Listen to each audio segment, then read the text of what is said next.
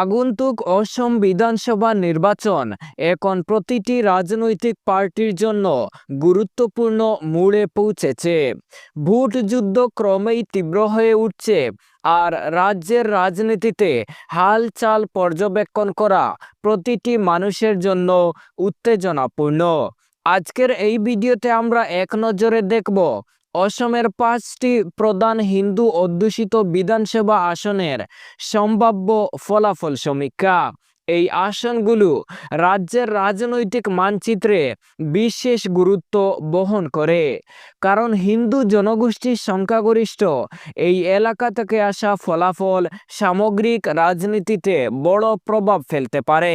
আমরা বিশ্লেষণ করব কোন আসনে কোন দল এগিয়ে থাকতে পারে, কোথায় তীব্র প্রতিদ্বন্দ্বিতা হতে পারে, আর কোন আসনগুলো এই নির্বাচনের হটস্পট হিসেবে বিবেচিত। এছাড়াও আমরা দেখব ভোটারদের ধরন, রাজনৈতিক প্রবণতা এবং সম্ভাব্য চমকপ্রদ ফলাফল যা আগামী বিধানসভা নির্বাচনে রাজ্যের রাজনৈতিক ভারসাম্যকে প্রভাবিত করতে পারে।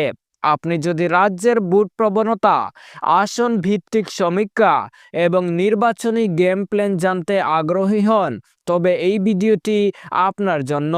চলুন বিস্তারিত বিশ্লেষণে প্রবেশ করি এবং জানি কোন আসনে কোন দল জয়ের পথে এগোতে পারে।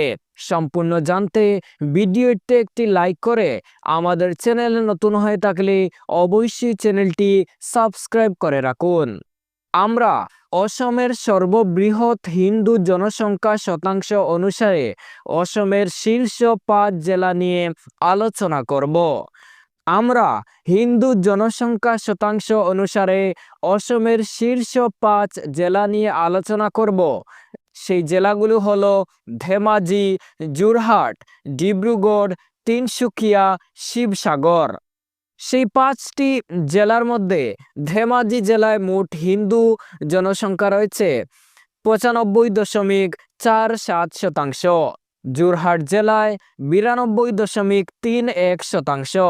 ডিব্রুগড় জেলায় 90.35%। তিনসুকিয়া জেলায় 88.96%। শিবসাগর জেলায় 87.51%। এবারে আমরা যে সর্বোচ্চ হিন্দু অধ্যুষিত 5টি জেলার কথা বললাম, শুধু এখানেই নয়, আমরা বলছি সেই জেলার মধ্যে থাকা সবকটি বিধানসভা আসনের 2021 সালের নির্বাচনের ফলাফল এবং 2026 সালের সম্ভাব্য সমীক্ষা।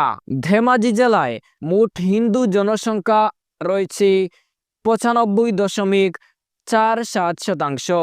মোট বিধানসভার আসন সংখ্যা রয়েছে 2টি। 2021 সালের নির্বাচনের ফলাফল অনুযায়ী এনডিএ 2টি আসন পেয়েছিল, ইন্ডিয়া 1টিও আসন পায়নি। 2026 সালের সম্ভাব্য সমীক্ষা অনুযায়ী ধেমাজি জেলার 2টি আসনের মধ্যে এনডিএ জোট 1টি আসন লাভ করতে পারে, ইন্ডিয়া জোট 1টি আসন লাভ করতে পারে। যোরহাট জেলায় মোট জনসংখ্যার 92.31% হিন্দু ভোটার রয়েছে। সেখানে মোট বিধানসভার আসন সংখ্যা রয়েছে 5টি। 2021 সালের বিধানসভা নির্বাচনের ফলাফল অনুযায়ী এনডিএ জোট 4টি আসন লাভ করেছিল, ইন্ডিয়া জোট 1টি আসন লাভ করেছিল। 2026 সালের সমীক্ষা অনুযায়ী সেখানে এনডিএ জোট 3টি আসন লাভ করতে পারে এবং ইন্ডিয়া জোট 2টি আসন লাভ করতে পারে। ডিব্রুগড় জেলায় মোট জনসংখ্যার 90.35% হিন্দু ভোটার রয়েছে। সেখানে মোট বিধানসভার আসন রয়েছে 60টি। 2021 সালের বিধানসভা নির্বাচনের ফলাফল অনুযায়ী সেখানে এনডিএ জোট 60টির মধ্যে 60টি আসন লাভ করেছিল এবং ইন্ডিয়া জোট 0। 2026 সালের সমীক্ষা অনুযায়ী সেখানে এনডিএ জোট 5টি আসন লাভ করতে পারে এবং ইন্ডিয়া জোট 2টি আসন লাভ করতে পারে। তিনসুকিয়া জেলায় মোট জনসংখ্যার 88.96% হিন্দু ভোটার রয়েছে। সেখানে মোট বিধানসভার আসন সংখ্যা রয়েছে 5টি।